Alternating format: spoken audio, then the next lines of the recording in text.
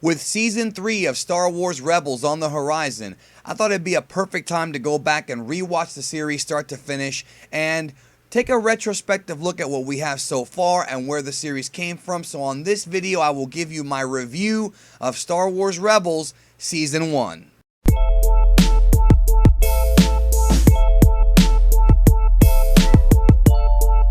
Star Wars Rebels, the animated series, is a loose continuation of the Star Wars Clone War animated series, taking place about a decade and a half after the end of the Clone Wars, as it was told to us in Star Wars Episode 3, Revenge of the Sith. The story of Rebels follows the crew of the Ghost, a small freighter ship, and their battles against the Galactic Empire. The first question I always get from people who haven't seen the series is, should I watch the Clone Wars series first? The answer to that is no. Even though the Clone Wars series does help a little bit with some of the side characters, you don't really need to watch Clone Wars before you watch Rebels. What I found very interesting about this series in comparison to Clone Wars is that when the Clone Wars series was coming out, it focused on characters that we were already familiar with. We already knew what the end game was going to be with Anakin, Obi-Wan, Yoda, and whatnot, but I feel the Clone Wars series actually enhanced those characters and made them more likable and more understandable. But with Rebels, we've got a whole new team of characters that Disney and Lucasfilm are trying to get us to kind of fall in love with, and it presents a new challenge, but at the same time, it presents a more fun story because we don't know the fate of these characters, we don't know what's going to happen, we don't know where they're going to end up. But of course, as expected, the series does fill the void for longtime Star Wars fans by having numerous cameos appear. In Season 1, we have familiar favorites like Lando Calrissian, Grand Moff Tarkin, C-3PO and R2, and a whole bunch of others that you knew and you grew up with making cameos in the series. As far as the new characters go, to me the two most interesting characters are the main character, Ezra Bridger, as well as Kanan. And really, I feel that the episodes that center around these characters, the growth of their friendship, their deeper understanding of the Force and of what's going on in the galactic-wide politics, to me are the best episodes of Season 1. Ezra can best be described as Space Aladdin. I mean, he looks like Aladdin, he acts like Aladdin, he even sounds like Aladdin, and funnily enough, in the first episode, he's actually referred to as a street rat. So, is this Disney's influence on Star Wars? I don't know, but it does seem like quite the coincidence. And then we have, of course, Kanan, who's voiced by the legendary Freddie Prinze Jr., and Kanan's character is pretty much one of the final remaining Jedi after the Clone War. He was a Padawan during the Clone War. He saw his master die, which is something that he has to deal with in his own head, and as the series progresses, we start to see that Ezra is Force sensitive, and Kanan takes it upon himself to train Ezra into possibly becoming a Jedi in the future. But what I think is really interesting about Kanan's character is the fact that even though he's a Jedi Knight, he's not very well experienced and is definitely far from being a Jedi Master, so his training of Ezra tends to stumble quite a bit. He doesn't seem too sure of himself or too confident in himself. And to me, that creates a more interesting character. He's not just a know-it-all. He's not just a sage. He's actually struggling himself to become closer to the Force.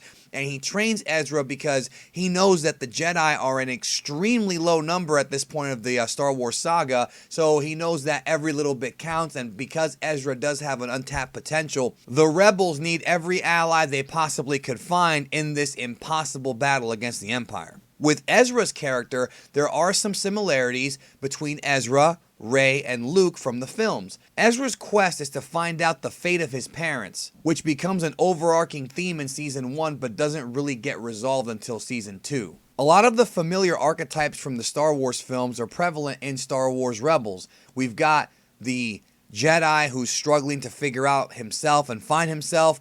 We've got the smuggler slash thief trying to find out his fate of his parents. We've seen these kind of archetypes before. We've even got an R2 unit named Chopper. And then we have, of course, Zeb, who's actually voiced by Steve Blum, who at one point voiced Goku in the 1997 Dragon Ball GT Final Bout extremely rare video game. And Zeb is pretty much like the Chewbacca of the group. It's kind of predictable in the sense that Ezra and Zeb have their issues here and there, but of course you know that at the end of the day, they're all fighting for the right cause. And Fun fact that Zeb's design is actually based on some of the original conceptual artwork for Chewbacca. So again, the character of Chewbacca lives on through Zeb, but it's even easier to identify with Zeb because, well, he actually speaks and doesn't just growl like Chewbacca. Now, as far as the villains go, obviously because of the time frame of this series, this is when the Empire was at their absolute height, continuing the construction of the Death Star. They have a strong grip on the galaxy, and I love how the series really expands the universe and lets you understand and learn what the galaxy was going through during the worst, most tyrannical time in the history of the galaxy. And they take a few episodes to really explore some civilizations here and there and see how they're reacting to being under oppression. But as far as villains go, obviously Lord Vader makes an appearance, obviously Palpatine makes a brief appearance, but the main villain of Season 1 is the Grand Inquisitor. Now, the Inquisitors is something that we had heard about for years, but now we're actually seeing them implemented into the actual canon story. Pretty much Inquisitors are dark side sensitive bounty hunters that are hired specifically by Darth Vader and Emperor Palpatine to hunt down the Jedi. We don't find this out till Season 2, but Vader is still trying to find Obi-Wan Kenobi. But in the meantime, the Inquisitors are there to find out as much information as they can about the rebellion, which is not really formed completely yet, but there are pockets of rebellion here and there in the galaxy, and this series kind of brings everything together in a really creative way, and it really expands the Star Wars lore in a way that I feel was a positive addition to the Star Wars franchise. Now, as far as the actual episodes in Season 1 of Star Wars Rebels, the quality of them does kind of vary. The first episode, titled Spark of the Rebellion, I thought was a fantastic way to start the series off by introducing our characters, showing how they get together, and even throwing some allusions and little hints and little homages to the Clone Wars cartoon. But to be frank, the few episodes that follow the pilot aren't very good in my opinion. They're not horrible, they're just a little bit mediocre. And the series really comes off like it's Star Wars for kids. And I'm not against watching anything that's for kids because it's still Star Wars, it's still very enlightening, but it becomes very episodic. It's almost as if each episode doesn't really count as much as it should. However, near the end of the season is when things really start picking up, and I think that's when the writing really gets better and the show starts to really begin to crank its wheels. The story and the characters of Rebels really take a turn in the episode entitled Gathering Forces, where Ezra becomes overcome with anger and taps into the dark side of the Force, which prompts Kanan to take Ezra to a Jedi temple in the following episode called Path of the Jedi, where we see a cameo from a legendary Jedi Master. We hear his voice, they play the music from Dagobah, I think you know what I'm talking about, and whenever you hear the music, the classic Star Wars music like the Cloud City theme or the Yoda theme, it just really brings warm feelings of nostalgia, and it really reminds you that this is indeed Star Wars, that we're still watching Star Wars. I think the music in the series complements John Williams' theatrical score tremendously, and a lot of the songs are taken right from the films except remixed for television. I think it just sounds great and really fits the tone of what Star Wars is. So the final 3 episodes or so are absolutely fantastic as Grand Moff Tarkin himself gets involved as the Empire is frustratingly trying to deal with the rebels on Lothal. And it all builds up to a tremendous season finale where Zeb, Ezra, and the rest of the crew are confronted face to face with the Inquisitor, and a huge fight breaks out, ending with very ominous words from the Inquisitor. And of course, the last few minutes of the episode feature the arrival of the scariest dude in the galaxy, the guy who Emperor Palpatine has personally assigned to hunt down the rebels, which of course leads brilliantly into A New Hope, or so we presume. The series is not over yet, but I think it makes sense that now we're seeing how Darth Vader was involved in all this, and I think the Rebel story really helps tighten up the films and tell us what was going on in between the movies.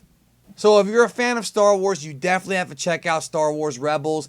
I recommend giving it a watch at least once. The few episodes in the middle were a little bit drab, but it really picks up near the end. And I'm still currently rewatching season 2 as of this video, but season 2 seems to be a lot better. With season 3 coming, I'm very excited to see where the story goes and how it's going to tie into the upcoming Star Wars Rogue One film. It's a lot of fun. Some of the CGI 3D animation is a little jarring at first, and as a kid, I was never a big fan of that kind of animation. A lot of my friends used to like shows like Reboot and Beast Wars, and I was never a big fan of them, but the quality in the production of this is much, much, much better. It's much easier to watch, and the characters might take a little bit of time to get used to, but once you get used to it, the characters are awesome. Ezra's fun to watch. Kanan is my favorite character in the whole series, and it just gets better and better from there. So check out Star Wars Rebels Season 1, and may the Force be with you.